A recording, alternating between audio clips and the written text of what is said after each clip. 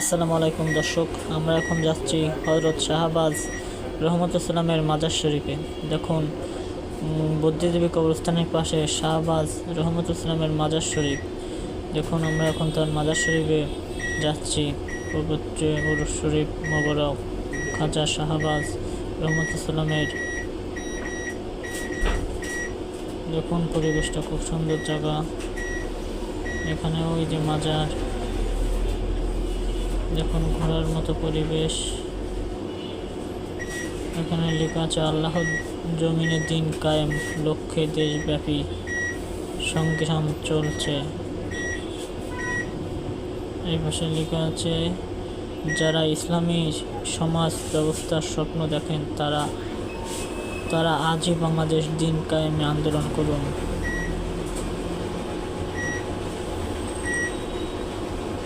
যারা ইসলামী সমাজ ব্যবস্থাপনার স্বপ্ন দেখেন তারা আজই বাংলাদেশ দিন কায়েমে আন্দোলন করুন, ওখানে লেখা।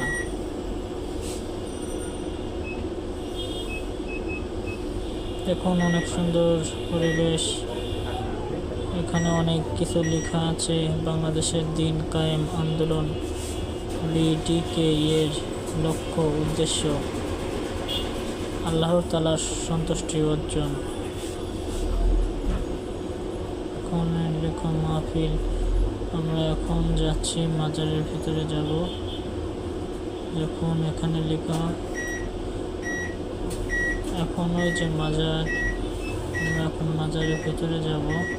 আমরা সামনের পাশটি যাচ্ছি এখন। এই যে লেখা, মাজারের সামনে লেখা যে হজরত হাজি খাজা শাহবাজ রহমতুল্লামের জামে মসজিদ ও মাজার শরীফ। আমরা এখন মাজারের ভিতরে প্রবেশ করব। আপনারা দেখুন, এখানে এক আল্লাহর ওলি ঘুমিয়ে আছে। আমি আসলাম, এখন এখান থেকে উজু করব, তারপরে মসজিদে যাব, নামাজ পড়ব এবং মাজার জিয়ারত করব। দেখুন মাজারটা অনেক সুন্দর জায়গা, আপনারা এখানে আসবেন। বুদ্ধিজীবী কবরস্থানের পাশে এই মাজার। এখানে আল্লাহর ওলি অনেক দিন আগে থেকে এখানে বসবাস করতেন। এখানে হলো ওলির মাজার।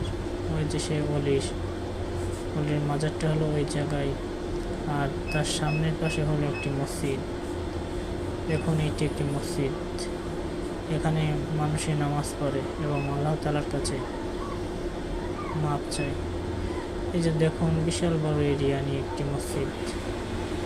আগেরকার জামানায় এই মসজিদটি হয়। এখন মাজারের ভিতরে আমরা যাব। দেখুন এখানে অনেক কিছু লেখা আছে। হযরত হাজী খাজা শাহবাজ রহমতুল্লামের মাজার শরীফ। মসজিদের অনেক নিয়ম কানুন এখানে লেখা আছে। চলুন আমরা সামনের পাশে একটু যাই। এখানে লেখা আছে হযরত হাজী খাজা। এই যে মাজারের ভিতরে আসলাম। এই যে বাবা ঘুমিয়ে আছে। দেখুন এখানে বাবা শায়িত আছে এই মাজারে। এখানে আসবেন, আপনারা জিয়ারত করবেন। অনেক সুন্দর জায়গা, দেখার মতো জায়গা। আমি এখন মাজারের সামনের পাশে দাঁড়িয়ে আছি, বুদ্ধিজীবী কবরস্থানের সামনে। আপনারা এখানে আসবেন এবং আল্লাহ তাআলার কাছে মাপ চাইবেন, আল্লাহর কাছে ক্ষমা চাইবেন। প্রতিটা মানুষ মরণশীল, চিরকাল কেউ এ জায়গায় থাকবে না। কোটি কোটি বছর আমাদের মাটির তলে থাকা লাগবে। এর জন্য সবাই 5 ওয়াক্ত নামাজ পড়বেন এবং আল্লাহ তাআলার পথে চলবেন। সৎভাবে জীবন ধারণ করার চেষ্টা করবেন। আমি বিদায় নিচ্ছি।